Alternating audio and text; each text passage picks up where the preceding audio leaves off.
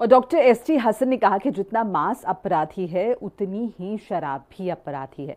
दोनों से कांवड़ की पवित्रता भंग होती है। उन्होंने मांस के साथ शराब बिक्री पर भी रोक लगाने की मांग की है। सावन के पावन महीने में कांवड़ यात्रा का आगाज हो गया है।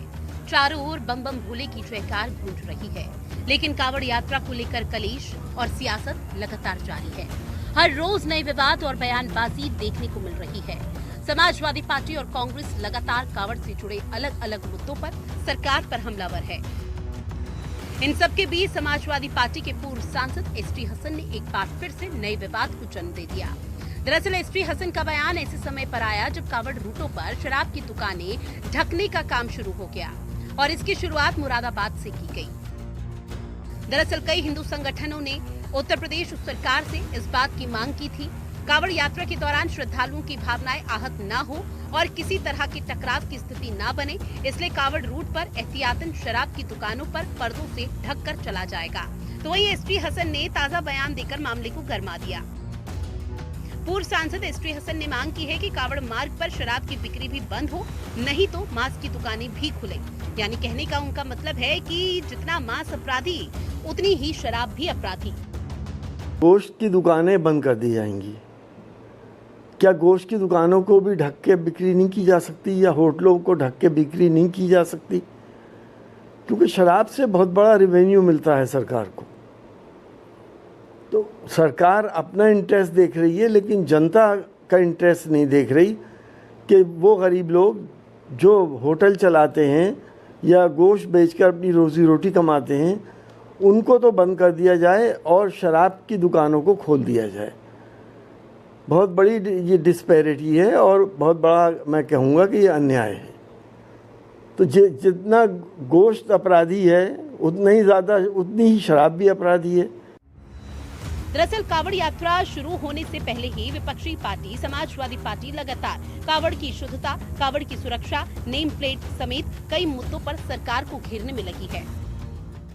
QR code, bar code, technology का इस्तेमाल करना, ऐप को इस्तेमाल करना, AI का इस्तेमाल करना, CCTV का इस्तेमाल करना। हाँ, ये बात कह दूं, बीजेपी के लोग CCTV से बहुत घबराते हैं। हर बार उनकी चोरी पकड़ी जाती है, इसलिए ये जो टेक्नोलॉजी नहीं इस्तेमाल करनी थी। गोश्त की दुकानें बंद कर दी जाएंगी। क्या गोश्त की दुकानों को भी ढक के बिक्री नहीं की जा सकती या होटलों को ढक के बिक्री नहीं की जा सकती? क्योंकि शराब से बहुत बड़ा रेवेन्यू मिलता है सरकार को। तो सरकार अपना इंटरेस्ट देख रही है, लेकिन जनता का इंटरेस्ट नहीं देख रही कि वो गरीब लोग जो होटल चलाते हैं या गोश्त बेचकर अपनी रोजी रोटी कमाते हैं, उनको तो बंद कर दिया जाए और शराब की दुकानों को खोल दिया जाए। बहुत बड़ी ये डिस्पैरिटी है और बहुत बड़ा मैं कहूँगा कि ये अन्याय है। तो जितना गोश्त अपराधी है उतनी ही शराब भी अपराधी है। सावन माह अपने आप में ही इतना पवित्र होता है, इसमें मुझे समझ में नहीं आ रहा है कि ये कौन से ऐसे हिंदू संगठन हैं जिनकी जो है शुद्धता दारू की दुकानों पे पर्दा लगाने से होगी। मैं एक बार के लिए तब भी एग्री कर रही होती जब वो कह रहे होते कि जो कांवड़ यात्रा का जो मार्ग है उन मार्ग से जो इंटॉक्सिकेशन वाली चीज़ें हैं उनको हटा दिया जाए या बैन कर दिया जाए। 1 महीने तक वो जो है उन रूट पे नहीं रहेंगे तो भी समझ में आता है। ये पर्दा लगाने वाली जो है समझ में मुझे नहीं आती है कि पर्दा लगा देने से कांवड़ यात्रियों की शुद्धता मेंटेन रहेगी, नाम लिख देने से कांवड़ यात्रियों की जो है स्वच्छता मेंटेन रहेगी। ये स्वच्छता की नई परिभाषा कहाँ से निकल करके चली आई?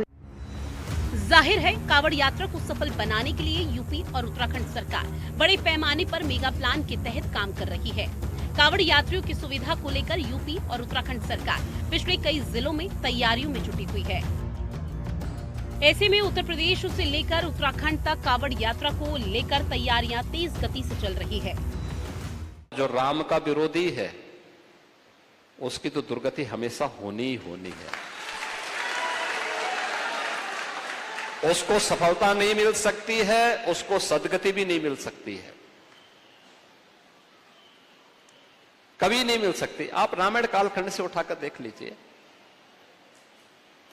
आपके सामने प्रसंग आते हैं। राम को भजते भजते राम को भजते भजते हनुमान लोक पूज्य हो गए। अच्छी कांवड़ यात्रा हो उसके लिए प्रशासन के लोगों के साथ, पुलिस विभाग के साथ, जिला एडमिनिस्ट्रेशन के साथ लगातार हमारी समीक्षा बैठकें चल रही हैं। पिछले दिनों मैंने हरिद्वार में ही सभी विभागों के साथ बैठक की थी। उससे पहले हमारे सभी वरिष्ठ अधिकारियों के द्वारा इंटर स्टेट मीटिंग भी की गई है। उसमें कुछ बातों पर जो सभी राज्यों को इस यात्रा में सहयोग करना है, अपने आने वाले जितने कांवड़ यात्री हैं उनको भी कुछ बातें बतानी भी हैं कि यात्रा के नियम हैं। कांवड़ यात्रा और कांवड़ियों की सुरक्षा, कांवड़ियों की सुविधाओं को लेकर सरकार पूरी तरह सतर्क है और पूरी तरह से संवेदनशील है। इसमें को लेकर एसटीएसएन जैसे नेताओं को ज्ञान देने की जरूरत नहीं है। एसटीएसएन जैसे नेता वो अपना काम देखें, अपनी व्यवस्था देखें और केवल माहौल खराब करने के लिए इस तरह के अनर्गल बयानबाजी ना करें, माहौल ना बिगाड़ें। इसी में बेहतरी है। कांवड़ियों की सुरक्षा का काम सरकार बेहतर कर रही है और कांवड़ियों के प्रति पूरा सनातन समाज उनके पक्ष में खड़ा है, उनके समर्थन में खड़ा है, उनकी सुरक्षा और सुविधाओं के लिए खड़ा है। एसटीएसएन अपनी बयानबाजी को बंद करें और समाजवादी पार्टी के नेताओं से अनुरोध है कि वो कांवड़ को लेकर माहौल खराब करने की स्थिति पैदा ना करें।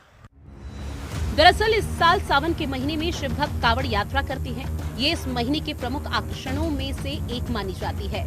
सावन महीने की शुरुआत हो चुकी है और कावड़ यात्रा भी शुरू हो गई है। इस दौरान शिव भक्त हर हर महादेव के उद्घोष के साथ कंधे पर कावड़ लेकर हरिद्वार से गंगा जल लेने जाते हैं और फिर उसी जल से भोलेनाथ का जलाभिषेक करते हैं। लेकिन कुछ सियासतदान आस्था के नाम पर सियासत करने से नहीं चूक रहे। ब्यूरो रिपोर्ट, हिंदी खबर।